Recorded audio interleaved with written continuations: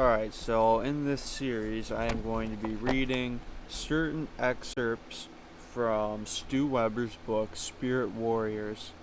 In particular, from the chapter Armor Up, which deals with Ephesians 6, pretty much, and putting on the whole armor of God. So I will start off by reading the introduction, and then I will do a separate video for each piece of the armor. Armor Up. You may have noticed from photographs, paintings, and movies about the Civil War that soldiers in that conflict wore no helmets. Just about any old cap or cloth rag served for headgear.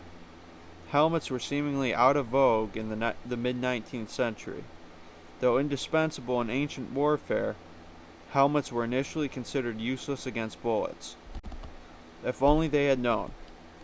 Just prior to the First World War, and quite by accident, a French soldier reported escaping death when a metal food bowl he had placed under his cloth cap actually deflected a rifle bullet.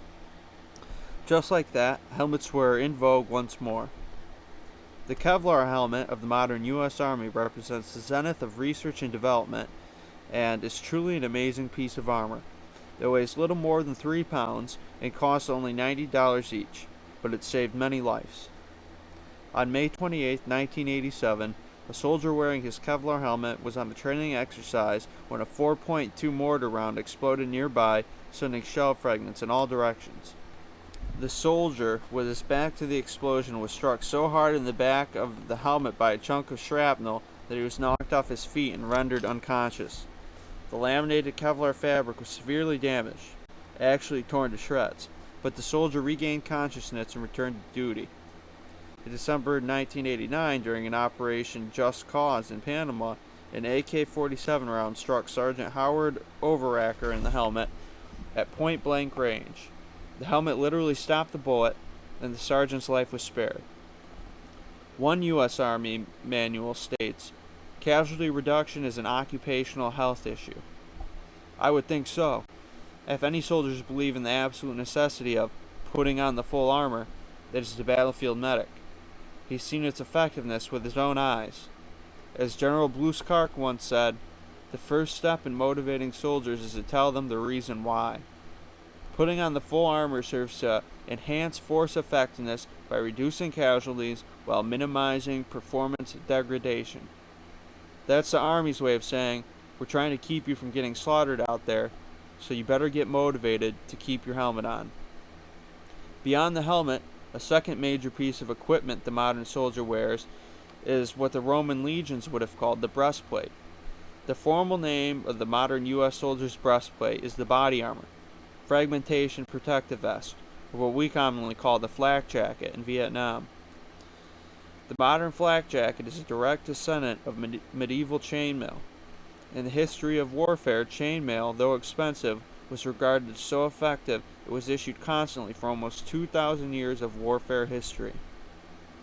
The flak jacket consists of 13 layers of 14-ounce water-repellent Kevlar fabric designed to cover up the upper torso.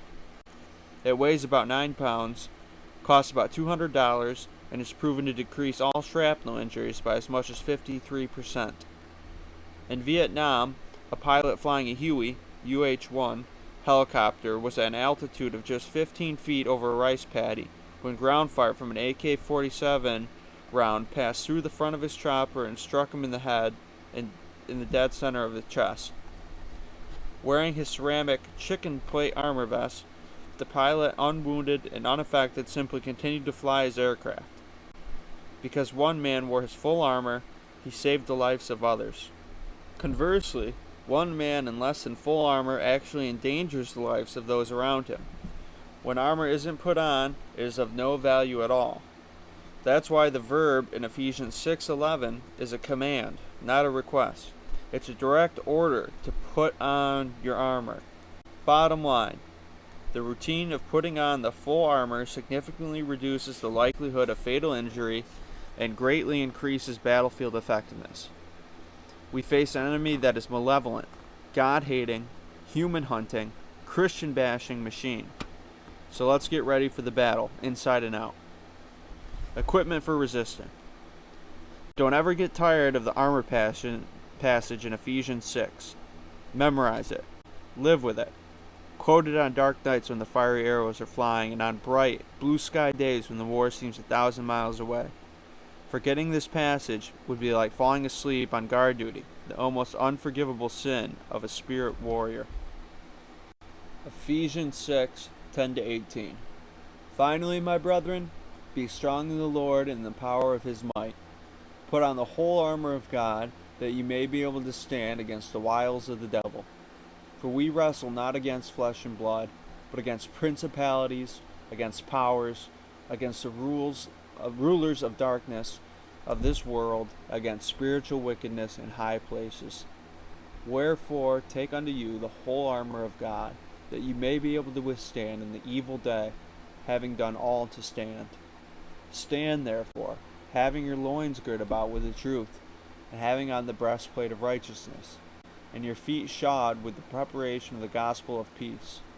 Above all, taking the shield of faith, wherewith you shall be able to quench all the fiery darts of the wicked, and take the helmet of salvation, the sword of the Spirit, which is the word of God, praying always with all prayer and supplication in the Spirit, and watching thereunto with all perseverance and supplication for all saints.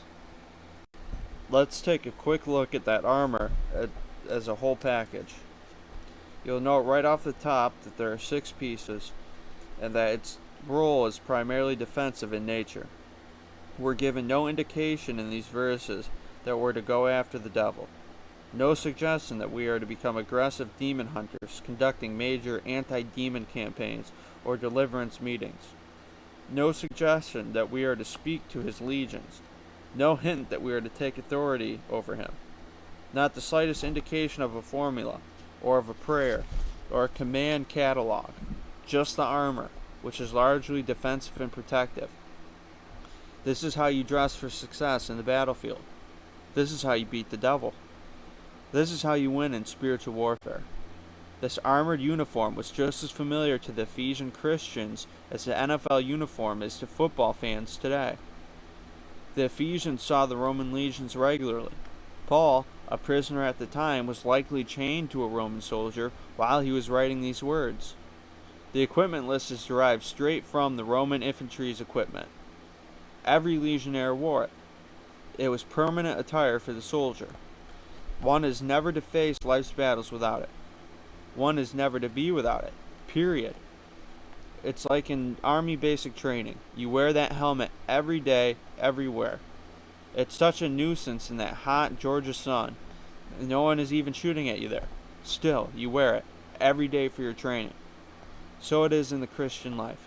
Every day of your life, you must put on your armor. It's a part of who you are. It identifies you. It equips you. Satan is more afraid of and stymied by this magnificent armor than anything else you can be, wear, or do. In this armor, you are to live, to stand, to watch, to never relax your vigilance.